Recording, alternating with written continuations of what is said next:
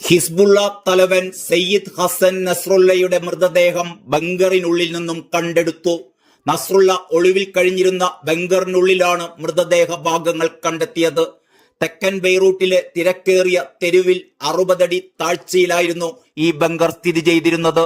Hezbollah തലവനോടൊപ്പം Iran സൈനിക ഉപമേധാവിയും കൊല്ലപ്പെട്ടുവെന്ന് ഇറാൻ സ്ഥിരീകരിച്ചിട്ടുണ്ട്. ഇറാനിയൻ എലൈറ്റ് ഫോഴ്സിന്റെ operations deputy commander brigadier general Abbas നിൽഫോറൌഷാനാണ് കൊല്ലപ്പെട്ടത്. ഹസൻ നസ്രുള്ള ആക്രമിക്കപ്പെടുമ്പോൾ ജനറൽ അബ്ബാസും ലെബനനിലെ ബങ്കറിലുണ്ടായിരുന്നു. നസ്രുള്ളയുടെ മരണം ഹിസ്ബുള്ള നേരത്തെ തന്നെ സ്ഥിരീകരിച്ചിരുന്നു എങ്കിലും എങ്ങനെ കൊല്ലപ്പെട്ടുവെന്നോ ശവസംസ്കാരം എപ്പോൾ നടക്കുമെന്നോ ഹിസ്ബുള്ള അറിയിച്ചിട്ടില്ലായിരുന്നു.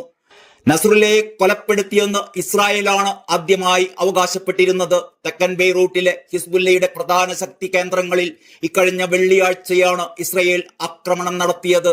ആക്രമണത്തിൽ നിരവധി പേർ കൊല്ലപ്പെടുകയും 6 കെട്ടിടങ്ങൾ തകരുകയും ചെയ്തിരുന്നു. ഇസ്രായേലി ടെലിവിഷൻ നെറ്റ്വർക്കുകളുടെ റിപ്പോർട്ട് പ്രകാരമാണ് ഹിസ്ബുള്ളയുടെ നേതാവ് ഹസൻ നസ്രുള്ളയാണ് ആക്രമണത്തിന്റെ പ്രാഥമിക ലക്ഷ്യമെന്ന് അറിഞ്ഞത്.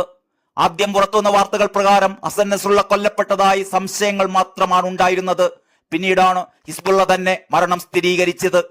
ഗസയിൽ നിന്ന് ലെബനിലേക്ക് സൈനിക ശ്രദ്ധ മാറ്റിയതിനു ശേഷമുള്ള ഇസ്രായേലിന്റെ ഏറ്റവും തീവ്രമായ ആക്രമണമായിരുന്നു വെള്ളിയാഴ്ച നടന്നത്. ഇതിനിടെ ലെബനിലെ ജനവാസ കേന്ദ്രങ്ങളിൽ അതിക്രമിച്ചു കയറി വീണ്ടും ആക്രമണം അഴിച്ചുവിടുക തന്നെയാണ് ഇസ്രായേൽ സേന. ബെയ്റൂട്ടിലെ കോല ജില്ലയിൽ ഞായറാഴ്ച വൈകിട്ട് നടന്ന ആക്രമണത്തിൽ 4 പേർ കൊല്ലപ്പെട്ടു.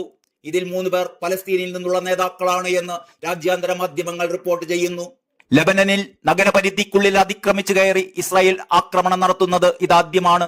ആക്രമണത്തിൽ കോലയിലെ കെട്ടിടം തകർന്നു വീണു. കൊല്ലപ്പെട്ട 3 പേർ Popular Front for the Liberation of പലസ്തീന്റെ നേതാക്കളാണ് എന്നാണ് റിപ്പോർട്ടുകൾ. സംഭവത്തിൽ ഇസ്രായേൽ പ്രതികരിച്ചിട്ടില്ല. ലെബനനിൽ ഇസ്രായേൽ നടത്തിയ ആക്രമണങ്ങളിൽ കഴിഞ്ഞ 2 ആഴ്ചക്കിടെ 1000-ലധികം പേരാണ് കൊല്ലപ്പെട്ടത് എന്ന് ആരോഗ്യ മന്ത്രാലയം അറിയിക്കുന്നു. 6000-ലേറെ പേർക്ക് പരിക്കേൽക്കുകയും ചെയ്തിട്ടുണ്ട്. നിരവധി പേരാണ് ഭവനരഹിതരായതും പലായനം ചെയ്തതും. അതിനിടെ ലെബനന് പിന്നാലെ യമൻ ലക്ഷ്യം വെച്ചും ഇസ്രായേൽ ആക്രമണം അഴിച്ചുവിട്ടിരുന്നു. ആക്രമണത്തിൽ 4 പേർ കൊല്ലപ്പെടുകയും 29 പേർക്ക് പരിക്കേൽക്കുകയും ചെയ്യുകയുണ്ടായി. പവർ സ്റ്റേഷനുകളും തുറമുഖങ്ങളും ആക്രമണത്തിൽ തകർന്നതായാണ് റിപ്പോർട്ട്.